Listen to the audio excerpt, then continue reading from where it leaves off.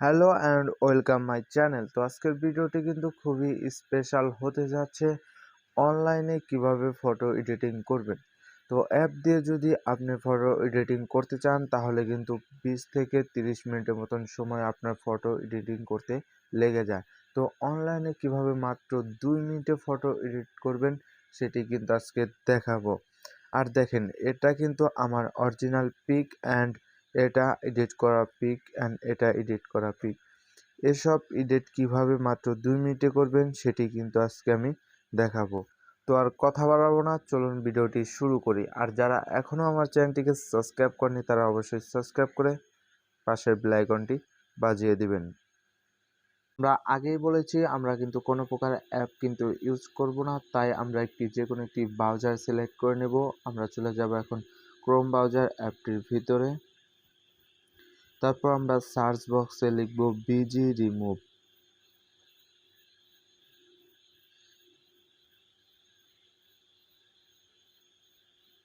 Busy remove লিখে search করব।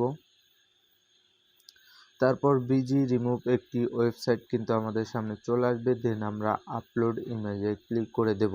তারপর এখানে দেখেন আপলোড ইমেজ, এখানে আমরা ক্লিক করে দেব। দেন আমাদেরকে গ্যালারিতে নিয়ে যাবে। যে ফটোটি আমরা ব্যাকগ্রাউন্ড রিমুভ করতে চাচ্ছি সেটাকে ক্লিক করে দেন ডানে ক্লিক করে দেব। তাহলে কিন্তু সে ফটোটির ব্যাকগ্রাউন্ডটি কিন্তু রিমুভ হয়ে যাবে।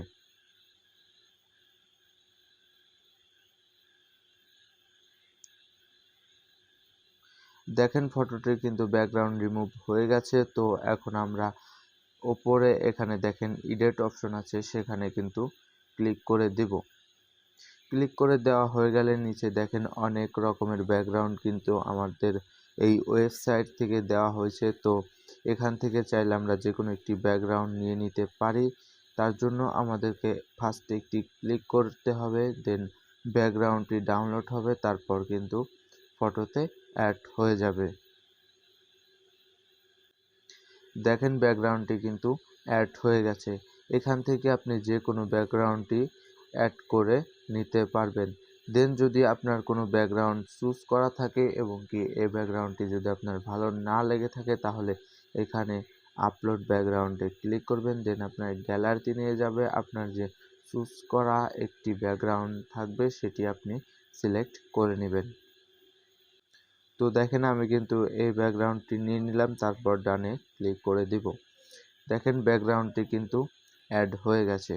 তো এরকমভাবে আপনারা যে কোনো ব্যাকগ্রাউন্ড কিন্তু আপনার পিকচারের ব্যাকগ্রাউন্ডে অ্যাড করতে পারবেন। তো এরপর আপনারা কোন টপিকে ভিডিও চান অবশ্যই কিন্তু কমেন্ট বক্সে জানাবেন। আমি সেই টপিকেই আপনাদের জন্য ভিডিও নিয়ে আসব। তো এখন আপনারা সেভ কিভাবে করবেন তার জন্য উপরে দেখেন সেভ আইকন আছে, সেখানে ক্লিক করে দিবেন। তারপর ডাউনলোড ইমেজে ক্লিক করে দিবেন। তারপর ডাউনলোড এগেন যদি লেখা আসে তাহলে ডাউনলোড এগেনে ক্লিক করে দিবেন। দেন আপনার কিন্তু ফাইলে পিকচারটি ডাউনলোড হয়ে যাবে। তো এই ছিল আজকের ভিডিও। যদি ভিডিওটি ভালো লেগে থাকে তাহলে অবশ্যই একটি লাইক, কমেন্ট আর শেয়ার করতে ভুলবেন না।